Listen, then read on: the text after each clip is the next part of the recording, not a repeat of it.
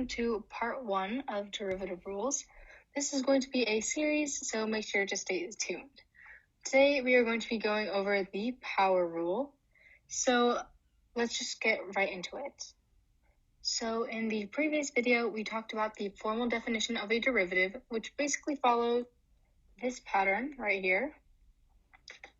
And in the last video, we used x squared as our equation, as our f of x, and we established through a lot of algebra that the derivative, that's the notation for a derivative by the way, f prime, of x squared, the derivative of x squared is 2x. That's what we found out in the previous video. If you haven't watched the previous video and you don't know what I'm talking about, I highly recommend going back and watching that, as I will be referencing it a lot throughout this video. Anyways, the power rule is essentially a shortcut for this method, so you don't have to go through a bunch of algebra like we had to before. So again, we just have our equation here, f of x equals x squared. And for the power rule, it's basically two simple steps. So the first thing is, if you're starting out with your x squared, the first thing you're going to want to do is multiply it by the exponent. So the first step will give you 2x squared. But we're not done just yet, so we can go to our second step, where we subtract 1 from this exponent up here. And that should leave us with our final answer, which is 2x to the first. And we can just ignore this 1 up here. So we're given 2x, just like we were over here.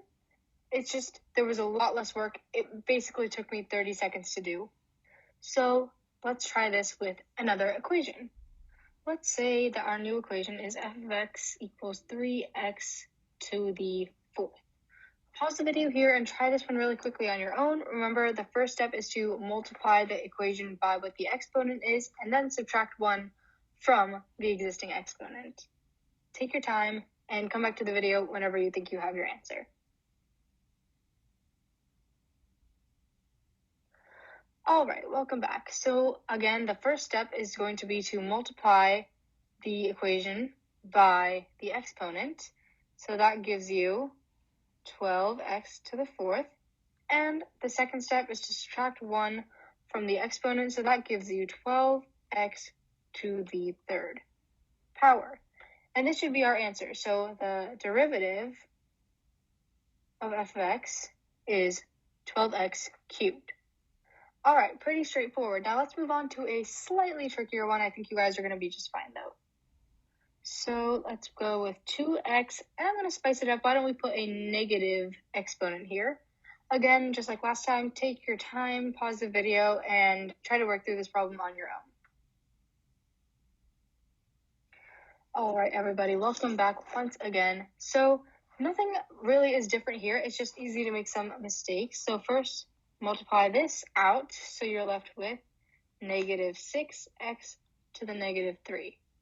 And now we are going to subtract 1 from this exponent.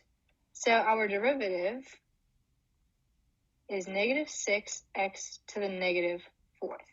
Now the reason I gave you this problem is that it's sometimes easy to forget that you're subtracting this 1 here. So a lot of times I'll notice that me and other people tend to accidentally just think, oh, it's 1 less, but in their mind, they go to negative 2 instead of negative 4. So that's just one thing to be mindful of when you're working with these negative exponents, is subtracting 1, right? You're not adding 1, you're not doing anything crazy. It's just basic subtraction, which is sometimes a little bit confusing with, when you're dealing with exponents and derivatives. All right, so I feel like we've been getting a little bit redundant. Let's try it with a polynomial. All right, so we have our f of x here. Now pause the video, work through this one, and come back whenever you are ready. All right, welcome back. Now this one is a bit trickier because for all the previous ones, we had a formula that was pretty much the same. We had a coefficient, we had an x, and we had an exponent. But here, not all of them were like that. So here we have 1 over x.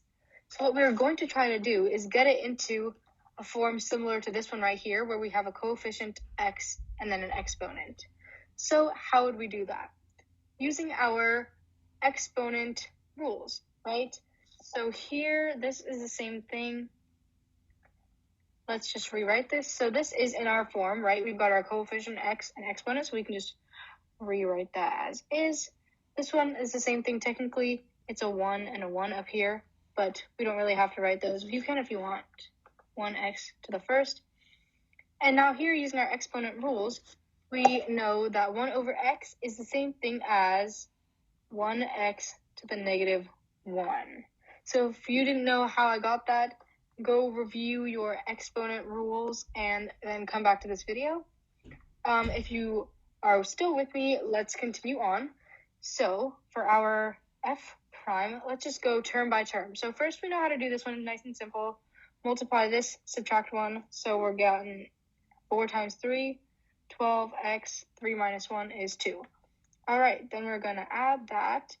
So here we've got our x. 1 times 1 is 1, and 1 minus 1 is 0. So this cancels out. We've just got our 1 right there. And then we've got this. 1 times negative 1 will give us negative 1. So then we're just going to take this, subtract that 1. Oh, let's write that. Subtract that 1. So you're going to get negative 2 from that. Put this down here, negative 1x to the negative 2. And that's our answer. So now let's summarize what we have learned. All right, so if you have a term in the form ax to the b, or any term that can be rewritten as such, just know that the derivative can be found using this simple formula. So you're going to multiply it by the exponent. You've got your a, your x, those don't change, and then you've got the exponent minus 1. So this here is just a template. Take a screenshot of this, maybe write it down in a notebook somewhere, because this is essentially the power rule. Thank you guys so much for watching. I hope this video cleared up any doubts. Make sure to comment anything else you think I missed or that you want to know. Make sure to subscribe for new STEM videos on math, science, and technology every Friday.